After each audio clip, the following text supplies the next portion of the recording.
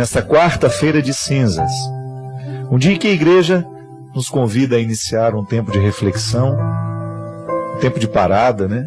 De fazer ser diferente.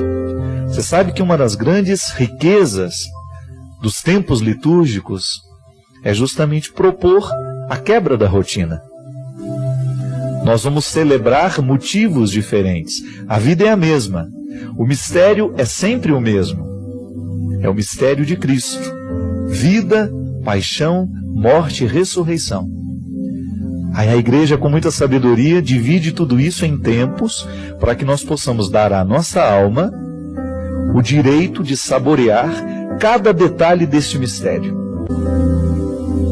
Agora, o que é interessante, minha gente, é que há uma conexão muito profunda, muito estreita entre as cinzas da quarta e a luz da Páscoa. Veja bem que a gente começa com cinzas. A gente começa mostrando a fragilidade da madeira. A madeira, quando se queima, ela vira cinzas. Mas também a gente sabe que no significado desta fragilidade está uma potencialidade adormecida, guardada, resguardada, poderíamos dizer assim. Quando eu recebo cinzas, quando eu celebro o início da minha quaresma, recordando que sou pó, que sou frágil, eu estou preparando o meu espírito para poder viver as grandezas que a Páscoa vai me sugerir. A quaresma, ela entra dentro desta proposta de ser um tempo em que o cristão é convidado a saborear o mistério da salvação sob o aspecto do sacrifício, do silêncio. Por isso que a quaresma é um tempo diferente, é um tempo de sobriedade.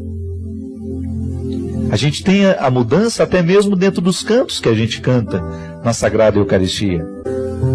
A gente vai descobrir, então, que a igreja nos propõe alguns gestos, algumas atitudes que vão expressar o nosso desejo de fazer o deserto gerar o fruto dentro de nós. Não é só passar pelo deserto, mas é chegar ao lugar da ressurreição. E a igreja, no momento em que ela propõe liturgicamente essa passagem, ela está nos mostrando que a vida é assim. Que se eu quiser alcançar bons resultados no futuro, eu preciso saber viver as restrições de agora. Que todo projeto humano só pode dar certo se a gente viver a disciplina nossa de cada dia, que também inclui recusas, que também inclui regras, disciplinas. E é por isso que é bom hoje a gente começar elencando aí. Você pode fazer duas listas, uma de sacrifícios e uma de virtudes. Coloque, o que você acha que você pode fazer concretamente, gestos concretos de sacrifício, para que você possa educar a sua vontade. Um grande problema que nós temos nos dias de hoje, minha gente, é que o povo é muito fraco de vontade. As pessoas desistem muito facilmente. Falta disciplina na nossa vida, volto a dizer. E os exercícios quaresmais, eles nos ajudam nessa disciplina humana que repercute na nossa vida espiritual. Talvez para muita gente esse discurso vai ficar cada vez mais difícil de ser entendido, porque nós estamos caindo numa época, numa mentalidade, onde as pessoas não querem mais sacrificar-se. Por isso os casamentos terminam tão cedo, por isso as dificuldades de ser pai, de ser mãe, porque a gente quer ser pai, mas a gente não quer o sacrifício da paternidade. A gente quer ser mãe, mas a gente não quer viver as restrições que a maternidade nos traz num primeiro momento. A gente quer namorar, mas a gente não quer a fidelidade que exige, é exigente. Ser fiel é muito exigente. A gente quer alcançar o resultado, mas nós não queremos passar pelo sacrifício do dia a dia. Aí a gente descobre que quaresma é o retrato da própria vida. E que os exercícios quaresmais, eles nos preparam para a vivência de uma experiência saudável de ser humano. Aí você tem uma conexão direta entre uma proposta divina com uma proposta humana. O que Deus liturgicamente nos propõe O que Deus está liturgicamente nos sugerindo não é nada mais, nada menos que uma disciplina diária para a gente poder viver melhor. E a Quaresma é um tempo propício para que o nosso espírito evolua. Por quê? Porque todo sacrifício é naturalmente pedagógico. Quando eu olho para uma barra de chocolate, estou dando um exemplo simples, muita gente faz esse sacrifício na Quaresma, e sou capaz de controlar a minha vontade, de alguma maneira eu estou dando uma organizada na minha vida interior. Eu sou adepto dessa filosofia.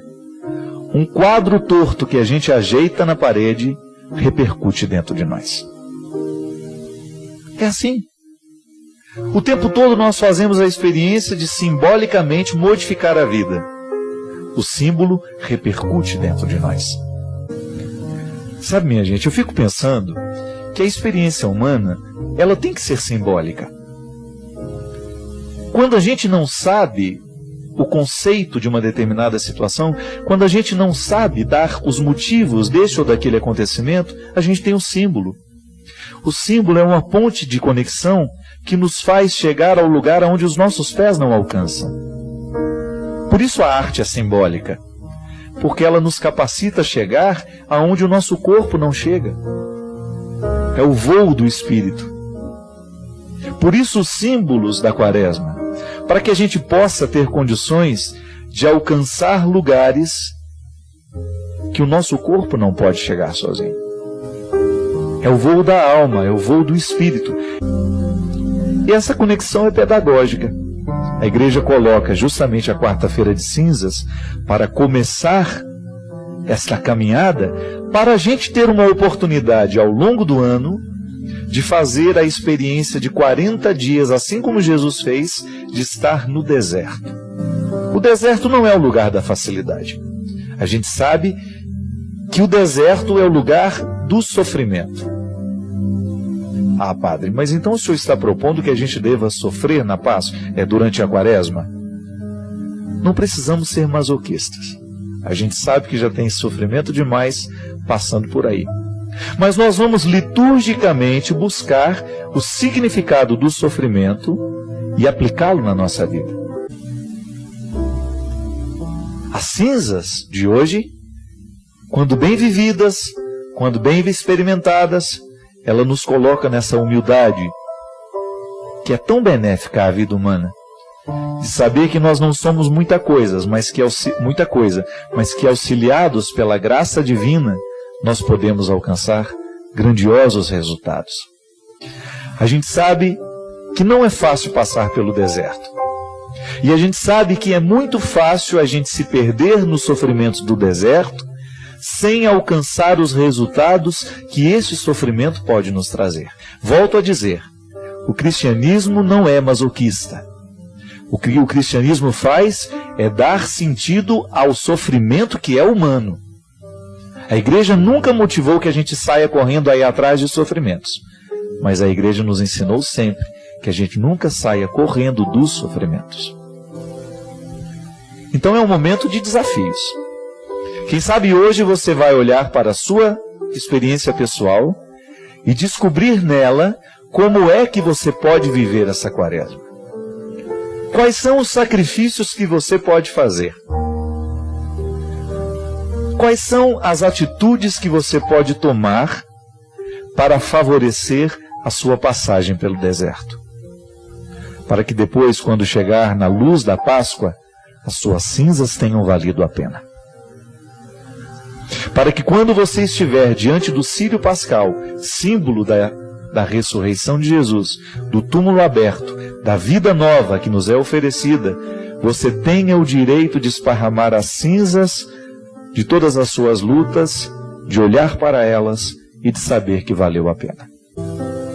O que Deus quer mesmo é a repercussão do sacrifício na sua alma. Isso ele presta atenção. Se você ficou mais fraterno depois dessa Quaresma, se você ficou mais filho, se você ficou mais amigo, se ficou mais verdadeiro, se ficou menos aborrecido, isso sim Deus está avaliando.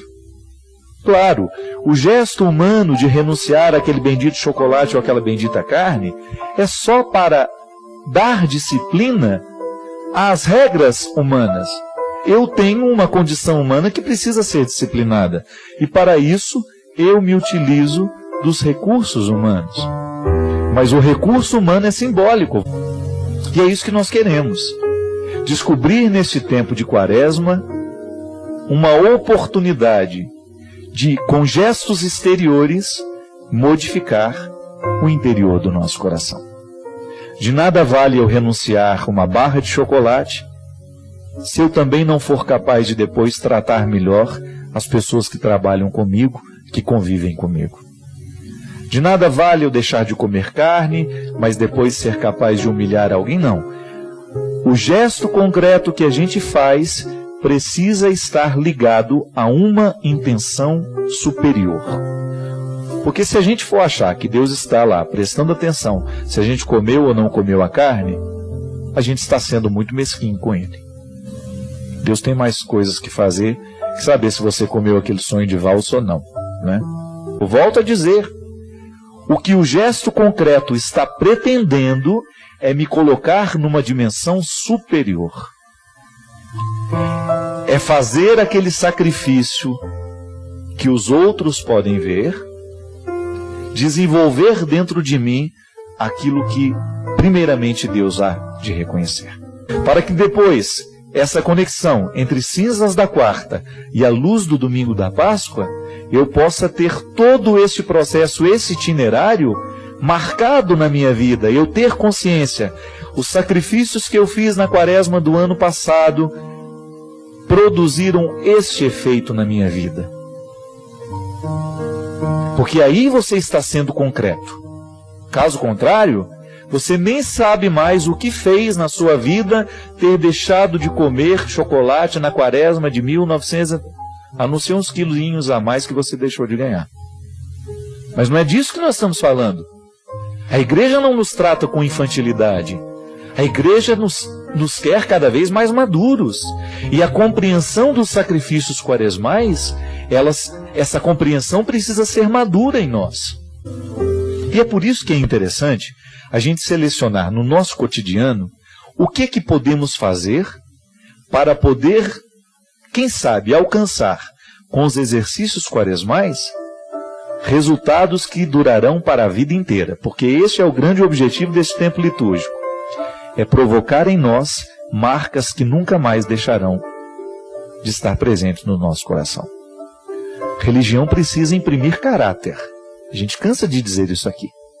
A minha experiência religiosa, a missa que eu participo, a confissão que eu faço, tem que acrescentar ao meu jeito de ser uma marca indelével, que não pode ser apagada. A cada Eucaristia recebida, eu preciso ser um ser humano melhor. A cada Quaresma vivenciada, experimentada, eu preciso ser um cristão mais consciente, mais amável, mais amante, diríamos, mais solidário. São os frutos da Quaresma. O que eu renuncio concretamente aqui precisa ter repercussões na minha vida, na minha alma. Eu me lembro, ainda hoje eu estava dizendo isso, que boa parte das minhas saudades são quaresmais. Porque a Quaresma era um tempo em que, lá em Minas, na cidade onde eu nasci, a gente percebia que existia uma diferença. A minha mãe, o meu pai, a igreja onde a gente participava, a comunidade que a gente frequentava, fazia questão de demonstrar geograficamente que alguma coisa estava acontecendo. O pano roxo sobre as imagens, né? Não podia tocar música dentro das nossas casas. Imagina isso. Se hoje a gente falasse para os nossos filhos, nós vamos ficar 40 dias sem ouvir música em casa, põe fogo em todo mundo, né? Vai virar cinza é o pai e a mãe. Hoje as pessoas não têm mais a disposição de viver isso, mas nós tínhamos. E eu tenho saudade daquilo. Claro que a minha mãe também tinha lá os terrorismos dela. Ela falava da mula sem cabeça, do lobisomem, que estava todo mundo solto nessa época, né? A mula sem cabeça era um tacho de fogo que passava voando sobre os medos que faziam parte de uma teologia simples, mas que acabava tendo efeito na gente. É que, na verdade, De vez em quando a gente precisa trazer sobriedade para a nossa vida. Ser alegre é também ser sóbrio. Todo ser humano tem o direito de viver alegria com sobriedade. E de vez em quando faz bem para a gente isso. Você cultivar uma vida interior. Às vezes quando você desliga a televisão e faz lá um jejum, hoje nós vamos ficar sem televisão em casa. Vamos sentar depois da nossa refeição, vamos contar umas histórias, vamos colocar a nossa vida em dia, saber do outro o que muitas vezes a gente não sabe porque a televisão está sempre ligada. Coisas pequenas que faziam diferença na nossa vida e que nos mostravam que alguma coisa estava acontecendo. Hoje é um dia muito especial para todos nós que somos cristãos, porque é o dia de olhar para os quadros que estão tortos na parede. Volto a dizer, um quadro que está torto, se você coloca ele em ordem, faz diferença na sua vida. Quando você entra no ambiente, você sente mais harmonioso aquele ambiente. Na vida espiritual é a mesma coisa. Precisamos descobrir onde é que estão os quadros tortos e a gente fazer o nosso gesto de ajeitar para que isso possa provocar uma harmonia dentro de nós. Obrigado pela oportunidade que você me deu de mais uma vez conversar com você, de entrar na sua casa, de entrar na sua vida. Derrame sobre todos nós a bênção do Deus Todo-Poderoso, Ele que é Pai, Filho e Espírito Santo. Amém.